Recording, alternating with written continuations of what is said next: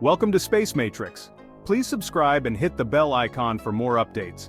A historic day, India and China have reached a breakthrough agreement. For years, their tense border standoff threatened global stability. The world feared that conflict between these nuclear powers could spiral out of control. But today, hope replaces anxiety. This isn't just about two countries, it's about the future of Asia and the world. After countless failed talks, something finally changed. India brought a bold new idea to the table, one that addressed both nations' core concerns. The world watched, holding its breath. This agreement is more than a diplomatic formality, it's a signal that even the toughest disputes can be solved with creativity. So, how did we get here? What made this moment possible? The story is one of bold leadership, clever strategy, and a willingness to see the other side.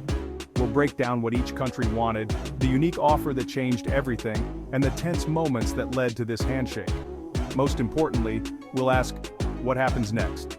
The stakes are high, and the world is watching. This is the story of a new chapter, one that could reshape the future. Let's dive in.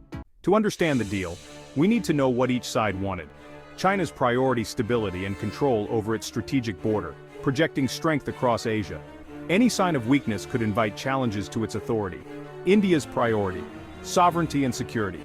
It saw China's moves as direct threats to its territory and global standing. India needed to protect its borders and show strength at home and abroad. Both sides wanted to look strong. China by holding ground, India by demanding a pullback. This zero-sum logic kept them locked in stalemate for years. Traditional diplomacy failed. Neither side would blink. The challenge: find a solution where both could claim victory. China needed to look in control, India needed to show it defended its land. Simply talking about troop withdrawals wasn't enough. Something new was needed, a way to change the game.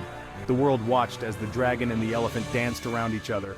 For peace, someone had to change the music. That's when India made its move. The stage was set for a breakthrough. But what was this new idea? India's offer was a game changer. Instead of just discussing military pullbacks, India proposed a joint economic and tech partnership. The centerpiece: a Himalayan economic corridor, renewable energy, infrastructure, and tech projects benefiting both sides. The focus shifted from conflict to cooperation. Instead of fighting over barren land, they'd develop it together.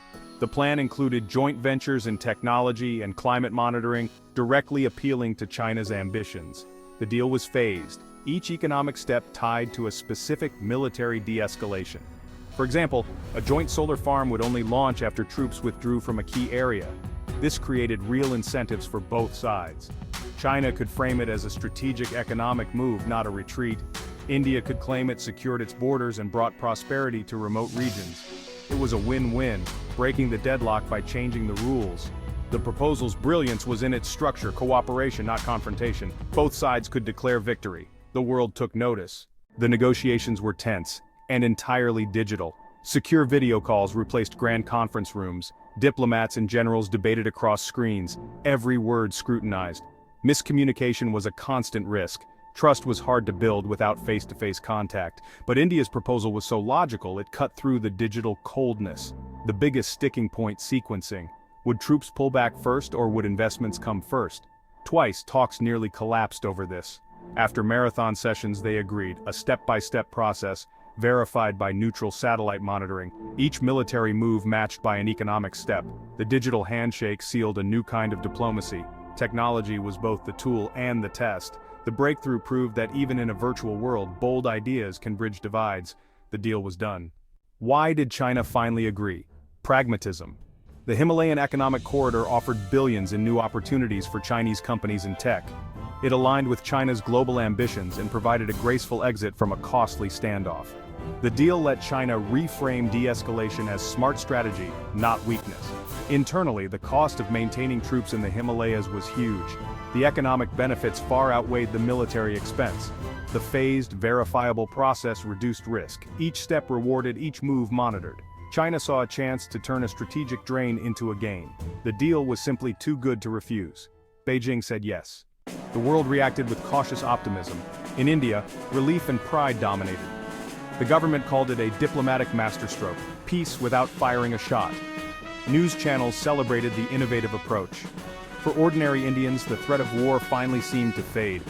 In China, state media focused on economic and strategic wisdom, framing the deal as a sign of responsible leadership. The Himalayan Economic Corridor was presented as an extension of the Belt and Road Initiative. Internationally, the US and Europe welcomed the news, calling it a positive step for regional stability. Neighbors like Nepal and Bhutan breathed easier, hoping for a more predictable future. But not everyone was convinced. Indian opposition leaders and defense analysts warned against trusting China. Chinese nationalists worried their government was being too soft. These doubts highlight the fragility of the agreement. Leaders in both countries must manage internal critics to keep the deal on track. The world is watching, hoping optimism prevails. The stakes remain high. The big question: will this peace last? The deal's structure, linking de-escalation to economic benefits, creates strong incentives to stick to it. As the corridor develops, local communities and businesses will want stability. But mistrust runs deep. One incident could unravel everything. Nationalists on both sides are ready to pounce on any sign of weakness. Leaders must defend the deal and ensure their teams follow through. The role of global powers, especially the US, will be crucial. Will Washington support this new cooperation or see it as a threat? The wider geopolitical context will shape the outcome.